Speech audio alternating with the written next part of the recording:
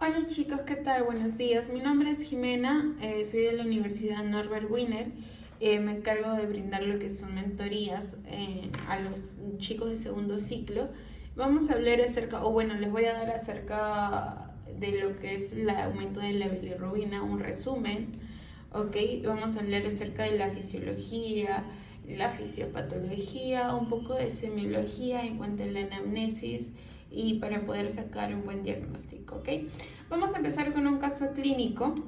Entonces vamos a tener una paciente, Luisa, de 47 años, multípara, que ha tenido muchos hijos, en menopausia, mayor de 40 años, consulta por dolor en el hipocondrio derecho, fiebre de 38,5 grados, distancia aguda. En el examen físico se palpa una tumoración redondeada, muy dolorosa en el hipocondrio derecho, compatible con la vesícula biliar. ¿Ok? El signo de Murphy es positivo, el color de la piel y de la orina son normales.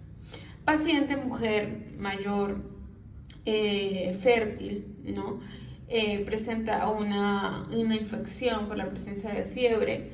Entonces no vamos a tener una ictericia porque no presenta lo que es color de la piel amarillento ni la orina. Entonces no tenemos un paciente con ictericia, pero sí tenemos a un paciente con un dolor a nivel del hipocondrio derecho que justamente da el signo de Murphy positivo que indica problemas en la vesícula biliar. ¿Ok?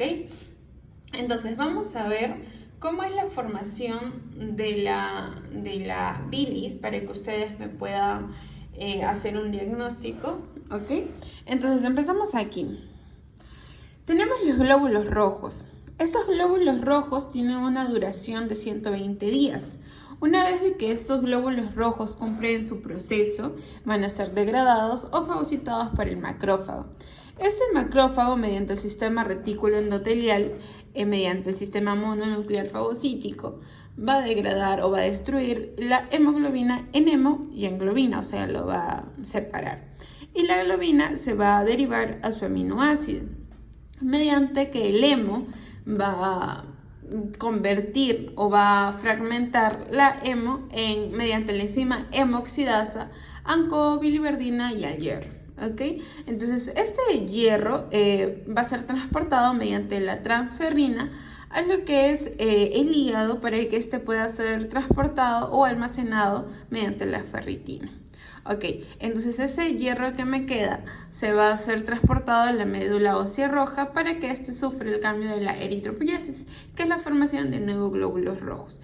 Estos van a pasar a su circulación, donde se va a completar su ciclo y van a seguir otro ciclo.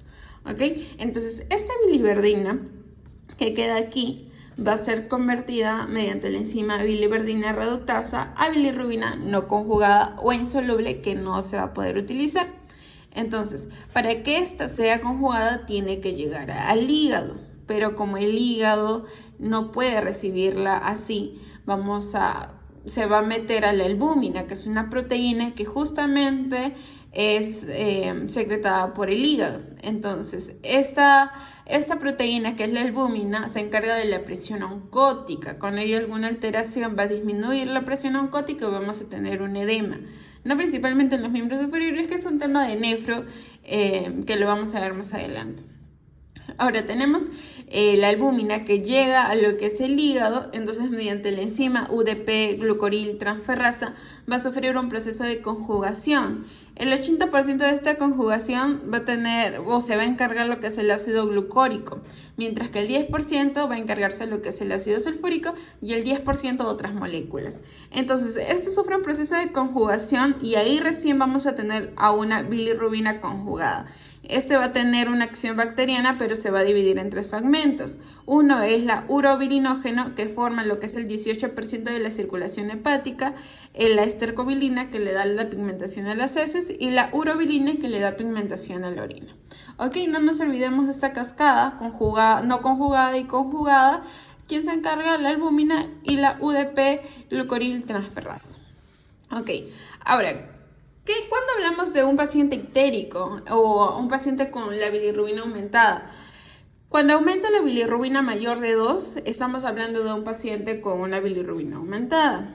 Y cuando tenemos a un paciente con una bilirrubina mayor de 5, vamos a ver de que los síntomas van a ser más evidentes, ¿no? Tenemos que diferenciar un paciente pseudoicterixio, que es un paciente con una ictericia falsa, ya sea por el betacaroteno, que hay, bueno, más que todo es por alimentos, ¿no? Como la papaya. Todo alimento amarillo, las naranjas, le da ese color ictérico, pero ese es un paciente que por años ha consumido estos alimentos, ¿ok? Entonces tenemos dos tipos. Uno va a ser la bilirrubina indirecta o no conjugada, que la teníamos acá justamente. Va a ser por 3 factores. Uno es el aumento de la producción. ¿Cuándo tenemos un aumento de producción de bilirrubina?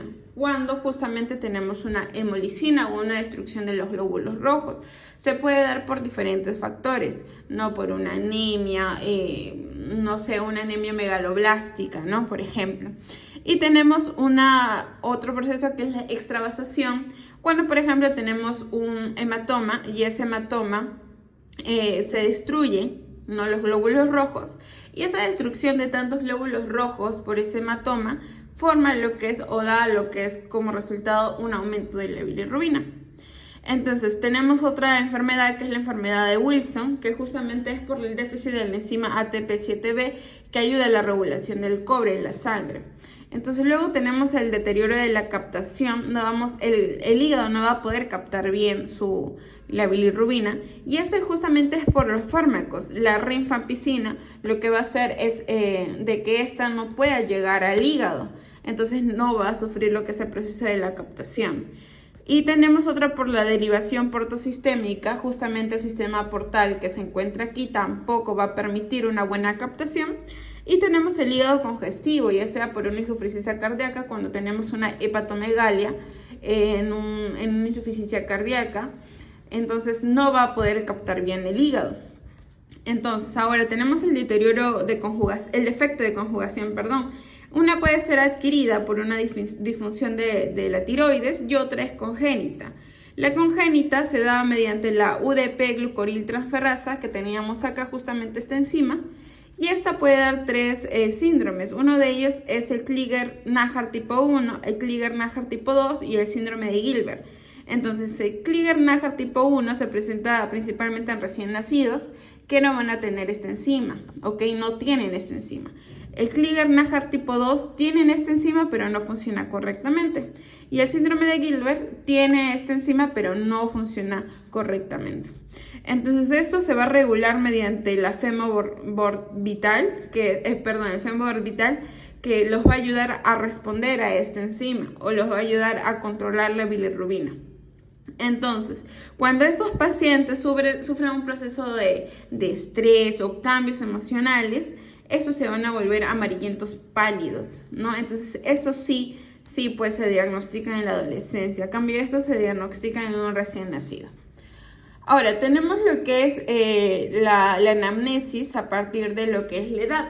Ya, ok, cuando tenemos un paciente menor de 30 años, podríamos sospechar de una hepatitis viral, pero cuando tenemos un paciente, mujer, mayor de 50 años, una litiasis biliar.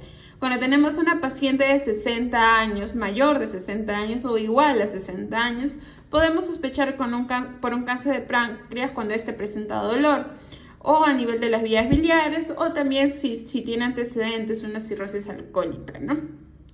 El 75% de estos casos es por una obstrucción benigna, ya sea por una litiasis, y el otro porcentaje es por una malignidad o un cáncer de páncreas. Ahora, cuando una paciente tiene las 3 Fs, que es mujer, femenina, mayor, de sobrepeso y fértil, podemos sospechar, o tiene las 4 Fs para que pueda ser diagnosticada con una litiasis biliar. Es un factor de riesgo más que todo. Ahora, en cuanto a los hábitos, vamos a tener si este paciente tiene hábitos sexuales como es promiscuo, bisexual, que tiene constantes parejas sexuales, que puede ser contagiado por una hepatitis B o C. Y si tenemos un paciente con hábitos de alcoholismo, puede generar lo que es después de tiempo una hepatitis alcohólica. Y si tenemos un paciente que ha tenido exposición o contacto con sangre contaminada o con sangre o una transfusión, puede generar una hepatitis B o C. Cuando el dolor es agudo, o sea, de estancia aguda, momentánea y que ha venido de un momento a otro, puede ser una hepatitis viral, ya sea por drogas, o sea, alcohol, ¿sí? O por una litiasis. Y cuando este dolor o este problema viene lento, que ha sido progresivo y no súbito, podemos sospechar de una neoplasia del páncreas o una cirrosis. ¿Ok?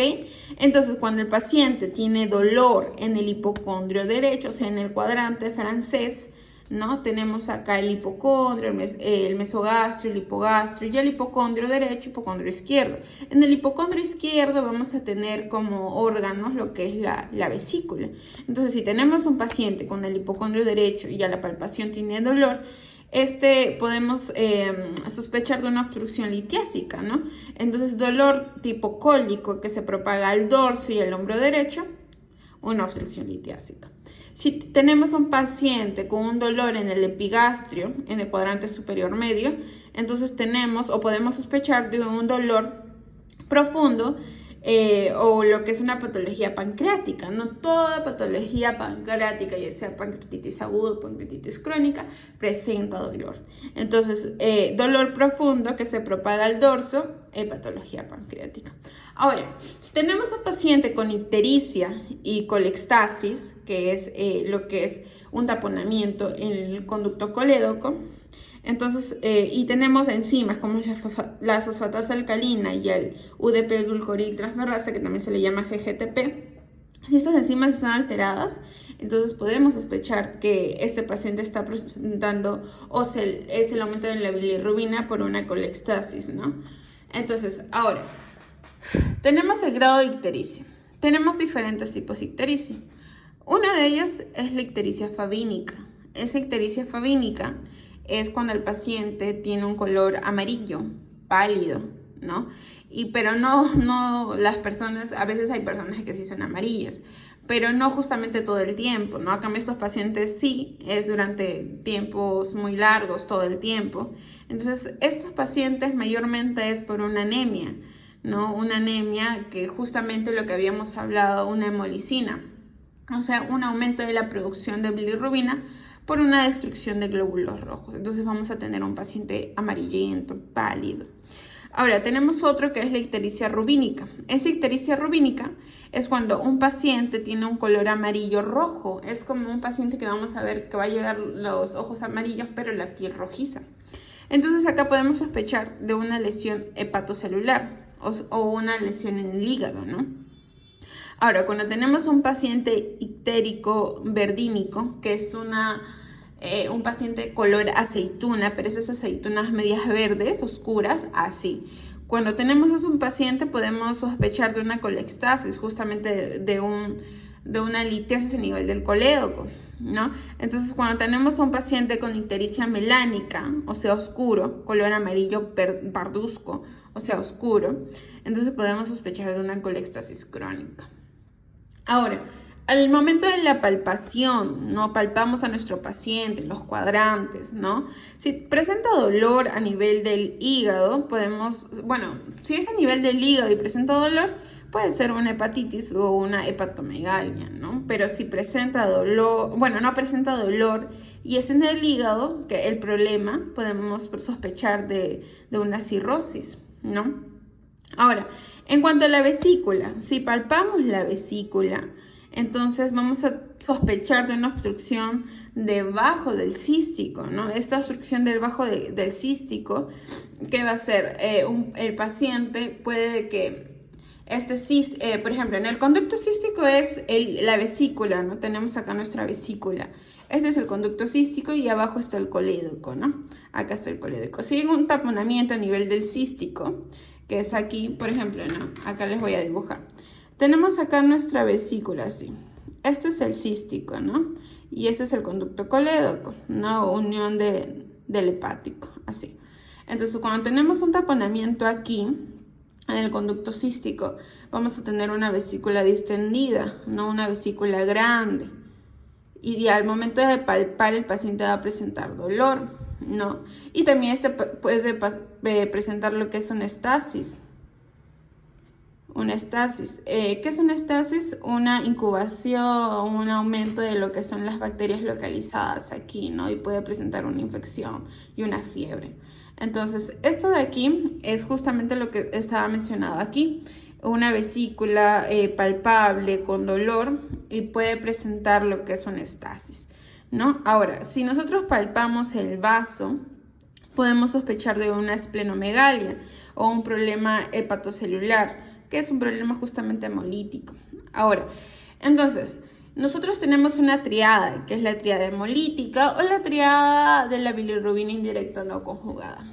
Entonces, en esta triada tenemos el abecedario, el A, el E y el I. Entonces, el A me va a detectar lo que es la anemia, el E, la esplenomegalia o el aumento del vaso, la ictericia, el color amarillento, ¿ok?